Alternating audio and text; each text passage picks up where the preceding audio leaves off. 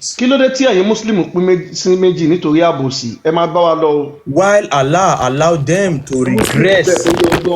Àwọn wo ni àwọn wo ni believers ok ẹ jẹ́ dákẹ́ àwọn wo ni believers Mr. Khalifa ẹ ṣí máìkì yín àwọn wo ni believers. fàmọ́là kún fílímù náà fìkì náà wọ́n sọ. No ẹ má pa máìkì wọn ẹ̀yin èèyàn ẹjọ́ náà ẹ jẹ́ kó dáhùn àwọn wo ni ms àwọn wo ni believers ẹjọ́. Ẹ máa tún gbọ́n bí yìí ó níbi tá Allah tún ti ṣìyàn lọ́nà bí yìí ó wà ń bẹ̀ Allah ló ṣì àwọn ènìyàn lọ́nà o. ms àwọn wo ló ń jẹ́ believers ẹjọ́ bí àwọn mùsùlùmí ni believers. ó mà ga o. fàmọ́là kún fílímù náà fìkì náà ṣé fàmọ́là kún yẹn ṣé ìtumọ̀ kẹ́ mùsùlùmí ni. Mr. Khalifa ẹ jẹ́ kó wùn yín lọ lèmi ìbá yín jà nǹkan tí mo sọ pé àwọn wo ni believers tí Allah sọ pé kí ló dé tí ẹ pín sí ọ̀nà méjì. Àwọn wo ló sọ. ohun tí wọ́n sọ kọ́ nìyẹn. ohun tí wọ́n sọ kọ́ nìyẹn. ọ̀nà méjì wo ló pín sí. ọ̀nà méjì tí wọ́n ń sọ ohun ni wọ́n rí ìfàsọ wọn mùnáfìkì.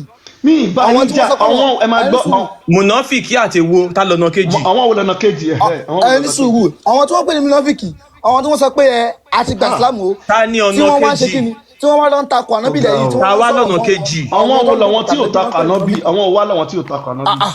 ẹ jẹ́ sọ pé mùsùlùmí ṣé mùsùlùmí lọ́kọ̀ sínú kò wá nìyí. àwọn wo ni ò wá takò ànábì ẹ dá wa lóhùn àwọn wo ni ò takò. ẹ máa kà ọ́ dẹ̀ ká lọ.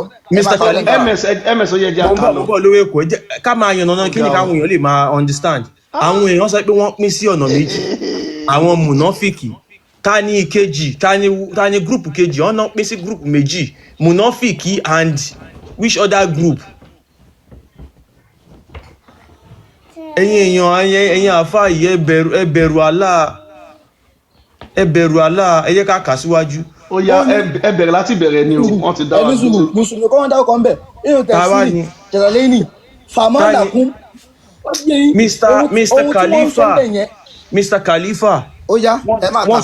Mr. Khalifa Allah sọ fún Muhammadu wípé kí ló dé tí ẹ pín sí ọ̀nà méjì náà mo wá ń bi yín wípé ọ̀nà méjì tí Allah sọ pé wọ́n pín sí yẹn ṣe lè yànnàná ọ̀nà méjì yẹn fún wọn ọ̀nà ẹ ti yànnàná ẹyọ kan pé mùnáfìkì náà mùnáfìkì ni wọ́n pín sí group méjì one group. ms àwọn kan ní Christian lọ́wọ́ kejì yẹn. àwọn wo ni second group ṣé Christian ni wọ́n ni.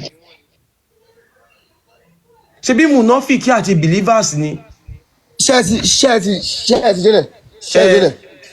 délẹ̀ tí wọ́n pè ọ́ ní mùnáfìkì ọba ṣọlá wà ń bí ọlọ́run kò ṣe àwọn náà kéwú. Munafiki, we are asking you about the other group. A ti mọ̀ pé Munafiki ni first group. Kí ni second group? Ẹni sùúrù, àwọn mùsùlùmí tí wọ́n di Munafiki ni wọ́n bá wí bẹ̀ yẹn. Mùsùlùmí tó di Munafiki àti mùsùlùmí tí ò kì í ṣe Munafiki.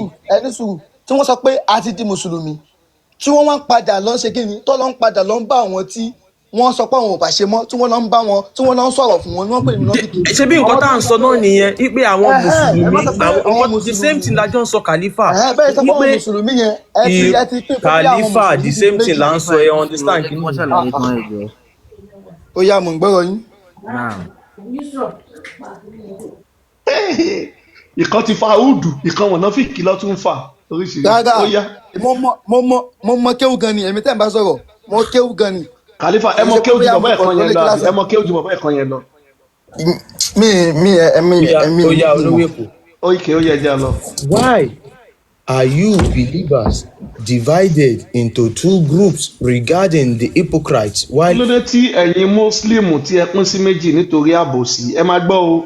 While Allah allowed them to regress to disbelief.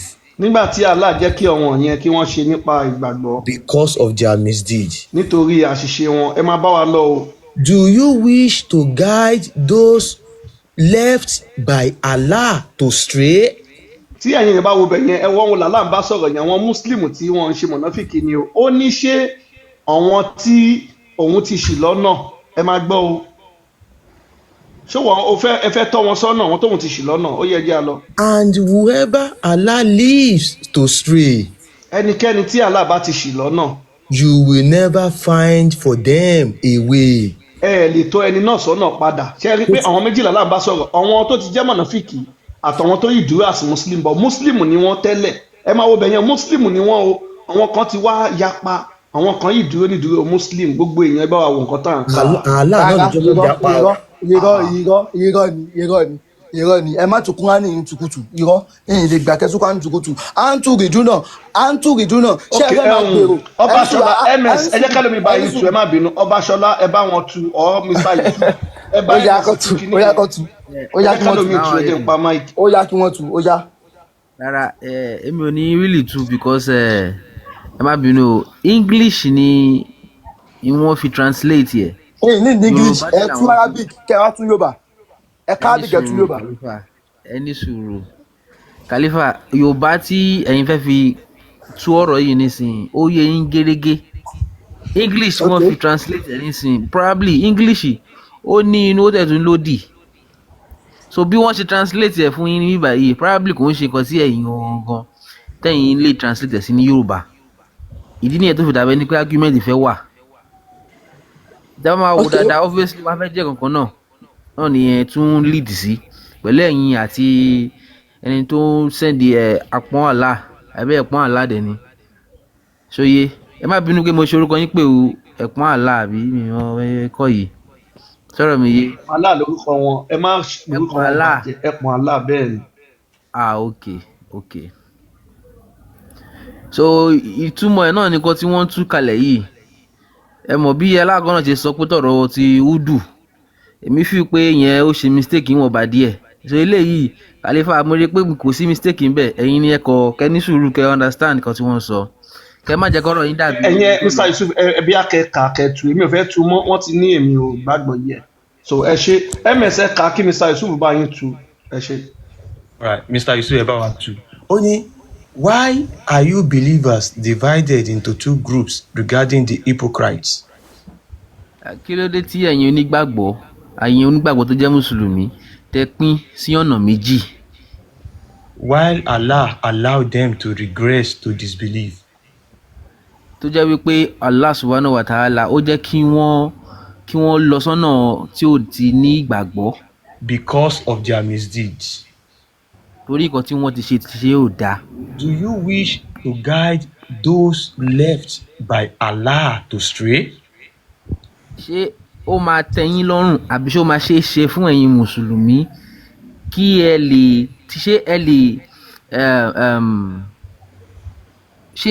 redirect ẹ lè tọ́ àwọn tí ó ti ṣìnà sọ́nà ẹ lè tọ́ wọn padà sọ́nà tí Ọlọ́run ti ṣìnà fún tó ṣe ṣe fún yín ẹ̀yin mùsùlùmí. tí Ọlọ́run kọ́ sà Allah left to stray. tí Allah ti ṣì lọ́nà. so Ọlọ́run kì í ṣìyàn lọ́nà Allah ló ń ṣìyàn lọ́nà. And whoever Allah leaves to stray. ẹni tí Allah subhanahu wa ta'ala tó ti ṣì lọ́nà. You will never find for them a way. ó ṣeé ṣe kí ẹ má lè rí ààyè láti dá wọn padà. ẹ má bínú ṣé mo lè bèèrè lọ́kàn. You will never ló wà ń bẹ́ sà. o lè ló sọ ó ní o lè tọ́ wọn sọ́nà. ok so ẹ má bínú máa pa máìkì sí Khalifa ìgbà tí Mr. Yusuf tu kí ni wọ́n pe bẹ̀yìn àwọn believers ṣé kò ṣe muslim ẹ̀dùn náà ṣé kò ṣe muslim lọ pé wọn ṣé kò ṣe muslim ni wọ́n pé wọn ṣé kò ṣe muslim lọ pé wọn. ṣé ẹ má bínú Khalifa tó lọ lọ́yìn jẹ́ má bínú ẹjọ́ kò fẹ́ béèrè kan yín kọ́kọ́ ni ó ló transfer nísinsìnyí mo sọ pé Ọlọ́run ọba ẹni Ọlọ́run inshallah. bẹ́ẹ̀ ni sà. ẹ má bínú kí wá ní Allah kí ni Ọlọ́run ọba. all right.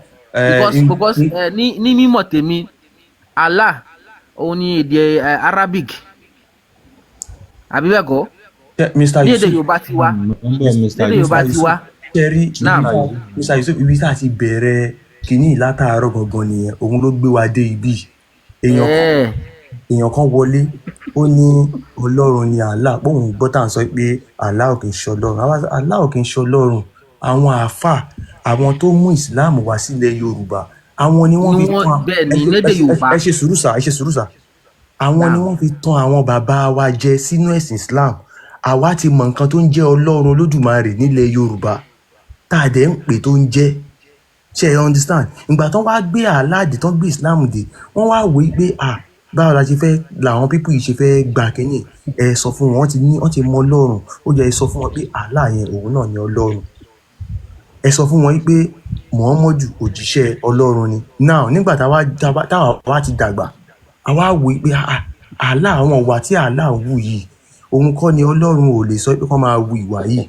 Definitely Allah ò kì í ṣe Ọlọ́run. A wá trace ibo ni Allah ti wá, a rí pé Saudi ló ti wá. Bẹ́ẹ̀ ṣe wà yìí sà, Mr. Yusuf, tó bá yẹ pé Yusuf lórúkọ yín, bẹ́ẹ̀ ṣe ń jẹ́ Yusuf yìí sà, tẹ́ ẹ dẹ̀ jẹ́ ọmọ Nàìjíríà, tẹ́ ẹ bá lóòótọ́ orúkọ Yusuf yìí kò kí ń ṣe orúkọ ilẹ̀ Yorùbá, but ẹ yẹ ká gbà bẹ́ẹ̀. Bẹ́ẹ̀ ṣe ń jẹ́ Yusuf yìí, tẹ́ ẹ bá kúrò ní ilẹ̀ Nàìjíríà, tẹ́ ẹ bá lọ sí China níbi tó ti ń sọ Chinese, orúkọ wo lẹ máa jẹ́ ń bẹ̀ sà? Yusuf náà ni. Tẹ́ ẹ bá kúrò ní China, tẹ́ tún lọ sí France níbi tí wọ́n ti ń sọ French, orúkọ wo lẹ máa jẹ́ ń bẹ̀ sà? Yusuf náà ni. Báwo ni Allah ṣe máa kúrò ní Saudi níbi tí wọ́n ti ń sọ Lárúbáwá tó wá sí ilẹ̀ Yorùbá níbi tí a ti ń sọ èdè Yorùbá tó wá di Ọlọ́run tá a dẹ̀ ti ná Ọlọ́run tẹ́lẹ̀? Now ibẹ̀ ni ó ti rújú. Àwa wò pé ẹ jẹ́ ká wo ìwà Allah àti ìwà Ọlọ́run. Ẹ rí i pé nínú nǹkan tẹ́ ń ká yìí, ẹ sọ pé Allah, ẹni tí Allah ti ṣì lọ́nà. Lọ́dọ̀ tiwa afinimọ̀nà lọ́lọ́run, kò kí ń ṣe aṣinilọ́nà. Aṣinilọ́nà ni Allah.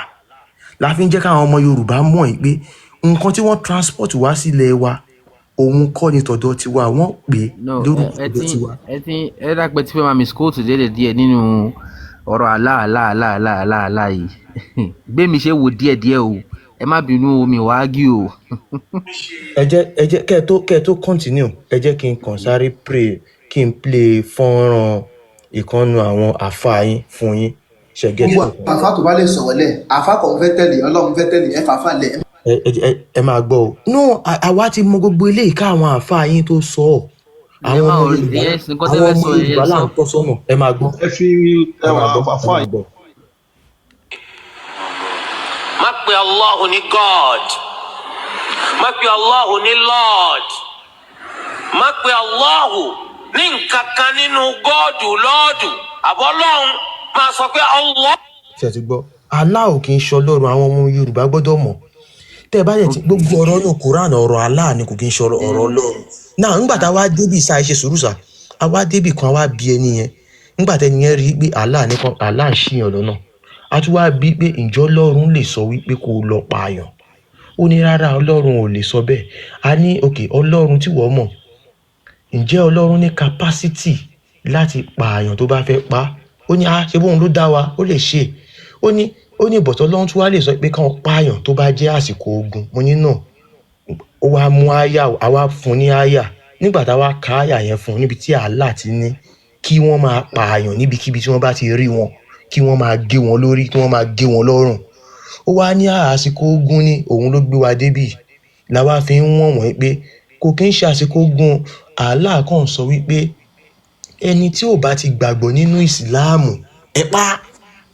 So Allah kò kí ń ṣe Ọlọ́run tọ̀dọ̀ tiwa. Islam kò kí ń ṣe ẹ̀sìn. Ọlọ́run tó dáyé tó dọ́run ni Olódùmarè, kò nẹ́sìn. Ṣé ẹ understand? Muhammadu create Islam for his own political movement, torí pé ó fẹ́ gbàjọba ní Mecca, ó fẹ́ kọ́ńkà Mecca. Tẹ́ ẹ bá dẹ̀ wo ẹ̀sìn Islam, wọ́n máa fi ń kọ́ńkà káàkiri ni. Ẹ wo ilẹ̀ Haúsá, wọ́n ti fẹ̀sìn Islam kọ́ńkà wọn, wọ́n ti báyé wọn jẹ́ ń bẹ̀.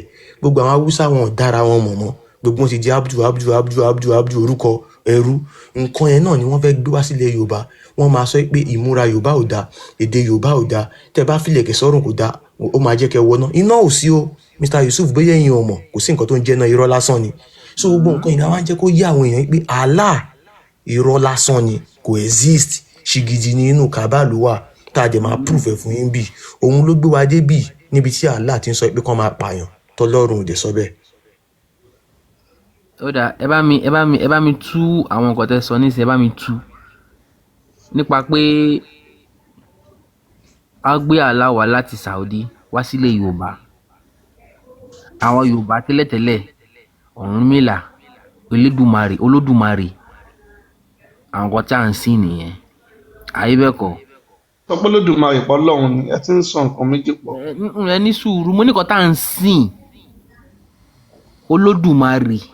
Ọ̀kín sí nǹkan kí ló ń bí wọn ṣe ẹran wọn jẹun wọn láti. Nílẹ̀ Yorùbá, Ta ló sọ pé Ọ̀rúnmìlà pọ̀ Ọlọ́run ni? nílẹ̀ Yorùbá, Mr. Yusuf, ẹ yẹ kí n sáré correct. Mo ní nílẹ̀ Yorùbá. Nílẹ̀ Yorùbá náà ni mo sọ fún yín. Nǹkan tí wọ́n ń sìn nílẹ̀ Yorùbá nígbà kan. Àwa ò sí nǹkan kan nílẹ̀ Yorùbá, ẹ ṣe sùúrù sà. Kí wá ló ń sìn nílẹ̀ Yorùbá? Ẹ ṣe sùúrù. Ìyàtọ̀ wà nù ìsìn àti ìbọ. Tó bá ní wọ́n ń bọ òrìṣà, tó bá ǹjẹ́ ti gbọ́ rí kan sọ pé Ògún lọ́lọ́run ni kò ṣẹlẹ̀ rí àwọn ọ̀rọ̀ táwọn àáfàá yìí ti pa fáwọn ọmọ Yorùbá nìyẹn làbáyíkà kọrin kan àwọn kan sọ pé Ògún lọ́lọ́run tiwọn àwọn kan sọ pé Ṣàngó lọ́lọ́run tiwọn ibo lẹ ti gbọ́ rí tọmọ Yorùbá kan sọ pé Ṣàngó ni Ọlọ́run.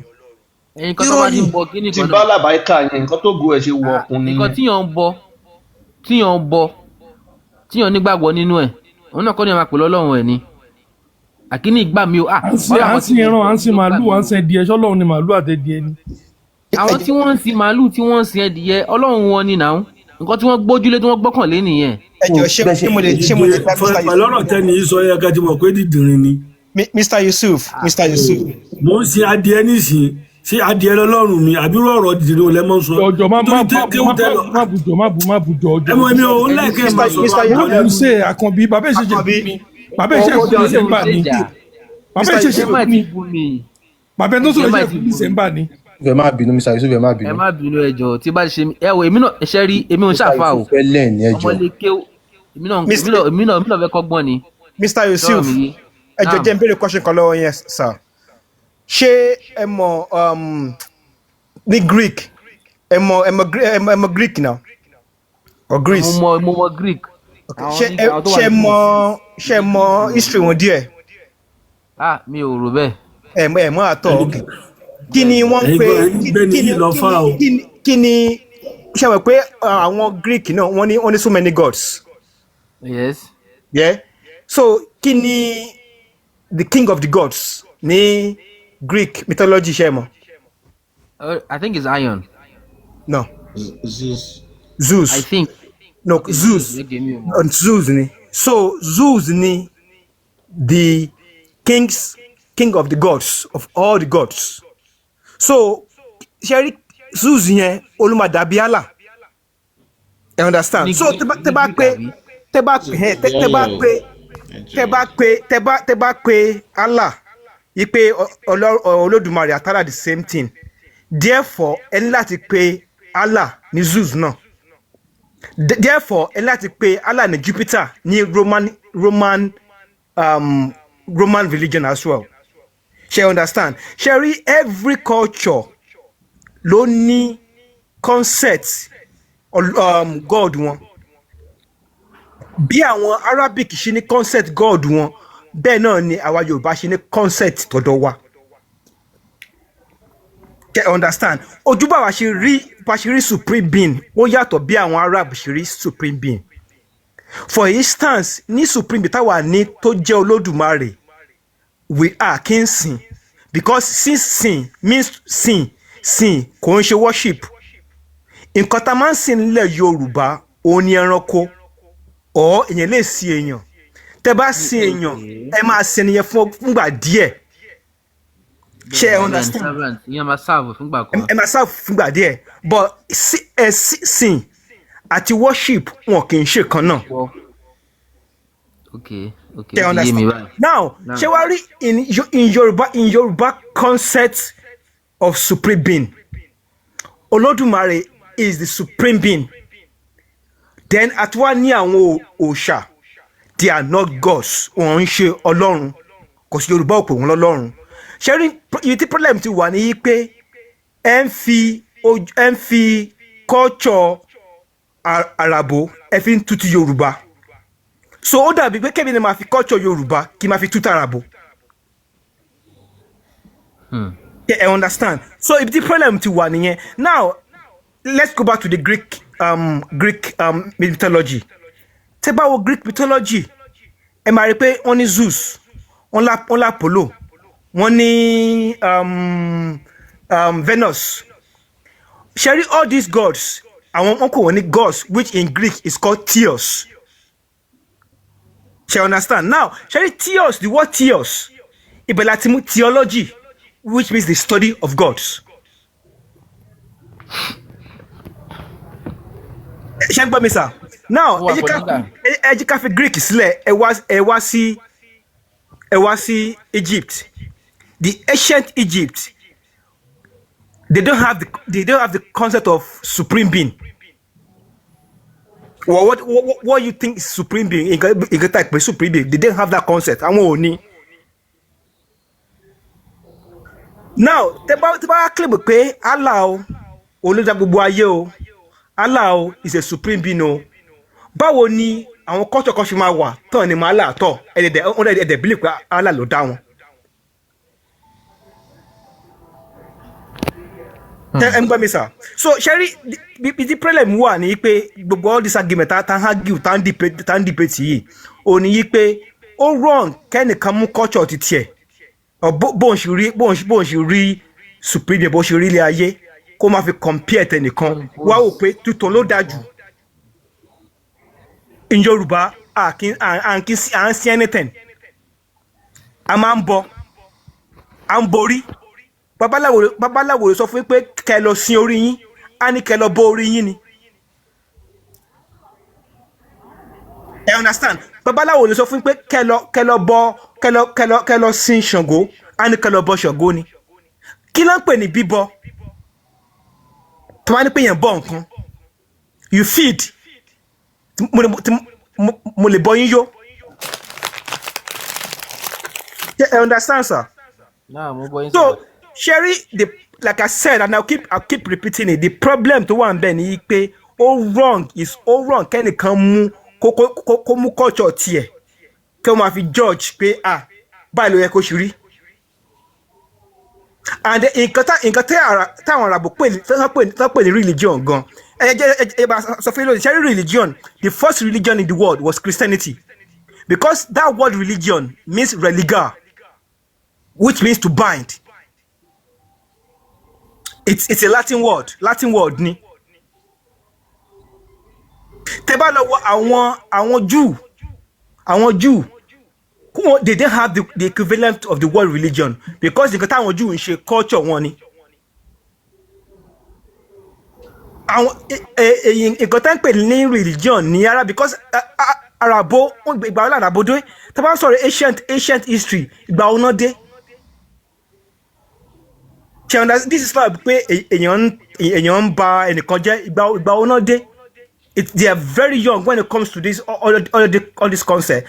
That's the reason why pé Islam nìkan ni ẹ̀sìn tó wà lágbàáyé tó jẹ́ pé they have to borrow other people's prophets to make up their own book. 99.9% prophet tó wà ní inú Quran, they are from the Old Testament, which is the book of the Jews or the Hebrews. You understand that? So Olódùmarè Yorùbá ló ní, Allah Arabo ló ní, Yahweh àwọn Israel àwọn ló ní Yahweh, Zeus àwọn Greek ló ní, Jupiter àwọn Roman ló ní. Tẹ́ bá lọ sí India àwọn náà ní tiwọn. Tẹ́ bá lọ sí China àwọn náà ní tiwọn. But nítorí pé because there are a bit of similarities kò mean pé they are the same thing. Kí ni deep o? Kò mean pé they are the same thing. Mr. Tinker, kọ́dẹ̀ sọ deep gidi gan. Ó ń sink sí mi níkùn gidi gan. I understand now. Okay now. Sẹ́rí brọ́dà mi, àbọ̀rọ̀ tó fọmọlúàbí tó bá dénú ẹ̀ ó máa dòdìdí, ẹjíkẹ́lómi náà tún gbóhùn sókè. So gbogbo nǹkan táwọn èèyàn ń try láti sọ fún yín nìyẹn. Ẹ kò lè wà ní Nàìjíríà ń bẹ̀ nílẹ̀ Yorùbá wa yẹn, kẹ́ wá wò pé ibi táyé pín sí nìyẹn. Ayé gùn lọ bí ọ̀pá àbọn ni. So téèyàn wá dẹ̀ dé oko bá bẹ́ẹ̀ nìkan rí, èèyàn ò kókó bá bọ òun ló pọ̀ jù. Ìkan yìí wọ́n ti fi affect wa, ó ti pọ̀ jù. Tàwa náà fi jáde pé a máa ṣe wọn tá bá lè ṣe, a máa fi yókù lẹ̀ fáwọn tó ń bọ̀ lẹ́yìn wa. A kò lè lajú sílẹ̀ báyìí. Káràbù dẹ̀ fẹ́ bayé wa jẹ́ bó ṣe bayé àwọn Haúsá àti Fúlàní jẹ́. Bó ṣe kẹ̀yìn wọn síra wọn, wọ́n bayé Afghanistan jẹ́, wọ́n bayé Somalia jẹ́. Ayé Palestine náà ń bàjẹ́ lọ́wọ́ báyìí. Wọ́n ò dẹ̀ ní bá wọn participate sí nǹkan kan. Wọ́n á ṣe bí káwọn mọ ohun tó ń lọ ni. So wá dìgbà táwọn ọmọ ìyá kan bàbá kan náà